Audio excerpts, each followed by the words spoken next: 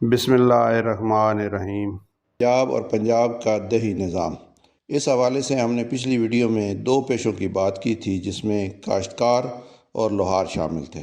آج ہم چند اور پیشوں کے بارے میں بات کریں گے جس میں سب سے پہلا پیشہ ہے موچی کا۔ موچی کا کام گاؤں کے تمام لوگوں کے لیے نئے جوتے بنانا اور پرانے جوتوں کی مرمت کرنا ہوتا تھا۔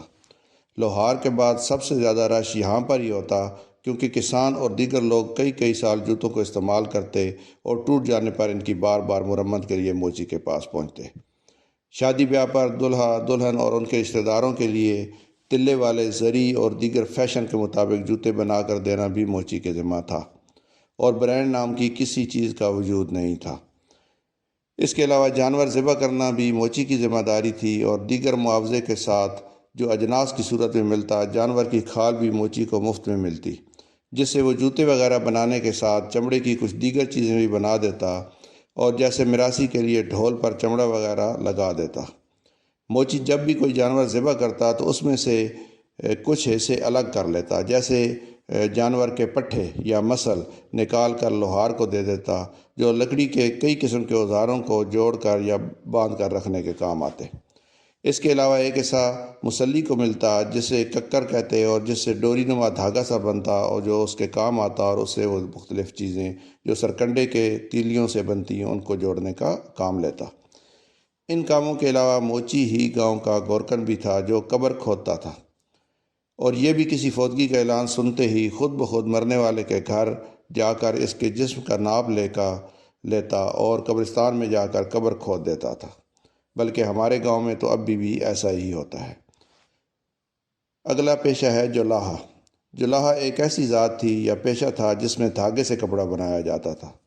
یہ لوگ کھڑیوں پر تانا بانا بننے کے ماہر ہوتے تھے، اور ان کی انگلیوں میں ایک جادو سا ہوتا تھا جو کپاس کسان اگاتا، اس کپاس کو ایک مشین جسے بیلنا کہتے سے گزارا جاتا، جس سے اس میں سے کپاس کا بیج الگ ہو جاتا اور روئی الگ۔ یہ مشین کسانوں کی عورتیں گھروں میں چلاتی ہیں، اور اس روئی کو ایک اور مشین جسے پینجا کہا جاتا ہے اس سے گزارنے کے لیے تیلی کے پاس بھیج دیا جاتا۔ پنجائی کے بعد اس روئی کو چرخوں پر کاتا جاتا، اور یہ کاتنے کا کام بھی عورتیں ہی کرتیں۔ خصوصاً سردیوں کی راتوں کو ایک گھر میں اکٹھی ہو جاتی اور ساری رات چرخہ کاتی رہتی۔ اس ایکٹیویٹی کو بھنڈار بھی کہا جاتا۔ یہ روئی جب دھاگے میں ڈھل کر جولاہے کے پاس پہنچتی تو وہ کھڈی پر اپنی انگلیوں کے کمال سے ایسے کپڑے بناتا کہ دیکھنے والا دنگ رہ جاتا۔ اس میں پہننے کا کپڑا بھی بنتا اور دریاں اور کھیس وغیرہ بھی بنتے۔ اس کے علاوہ بھی ہر قسم کا کپڑا جس میں لنگیاں اور لاچے وغیرہ شامل ہوتے وہ بھی یہیں پر بنتا تھا۔ یہ سارا کام بھی کسی نہ کسی جنس کے بدلے میں کیا جا رہا ہوتا تھا۔ ہم نے بچپن میں ان کھڑیوں سے بنے کھیس استعمال کیے ہیں جو گرمیوں میں سوتے ہوئے اوپر لیے جاتے تھے اور سردیوں میں بطور شال استعمال کیے جاتے۔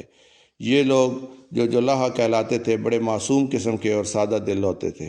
اس کے علاوہ یہ ڈانس اور لوڈی وغیرہ کے بھی ماہر اور بہت شوقین ہوتے۔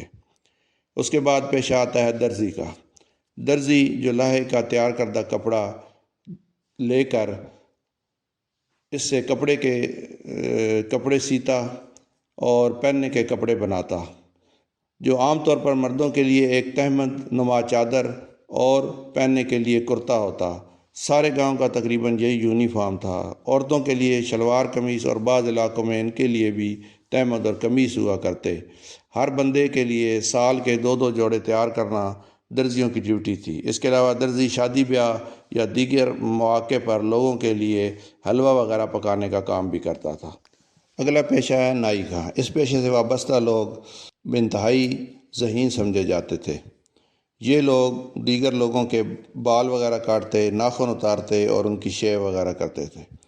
یہ بچوں کے ختنے بھی کرتے اور جراحت کا کام بھی کرتے۔ اس کے علاوہ دیگر مواقع پر جیسے شادی بیاہ کے موقع پر لوگوں کے گھروں میں جا کر شادی کرنے والوں کی طرف سے دعوت دینے کا کام بھی یہی لوگ کرتے۔ پھر شادی والے گھر کے چھوٹے موٹے کام جیسے برتن دھونا، مہمانوں کے لیے محلے سے چارپائیاں اکٹھی کرنا، یا باراتی اگر رات کے وقت رکیں تو انہیں رات کو چائے وغیرہ پلانا۔ اس طرح اگر کوئی شخص مر جاتا تو بھی دور دراز دیہات میں جا کر مرنے والے کے رشتہ داروں یا یار دوستوں کو اطلاع دینا بھی انہی کا کام تھا۔ اس کام کے لیے وہ دن ہو یا رات نکل پڑتے تھے۔ شادیوں پر بعض اوقات سالن وغیرہ بھی نائی ہی بناتا اور کہیں پر کوئی اور شخص یہ ذمہ داری نبھاتا۔ شادی کے علاوہ دیگر مواقع پر بھی نائی یہی کام سر انجام دیتا تھا۔ ملیار یا ارائیں۔ اگلا پیشہ ملیار کا تھا، جس کو بعض جگہوں پر ارائیں بھی کہا جاتا تھا اور اب بھی کہا جاتا ہے۔ ان لوگوں کے پاس صرف چائی زمینیں ہوتی اور ان میں وہ سبزیاں وغیرہ اگاتے اور پورے گاؤں کو سبزیاں فراہم کرنا ان کی ڈیوٹی تھی۔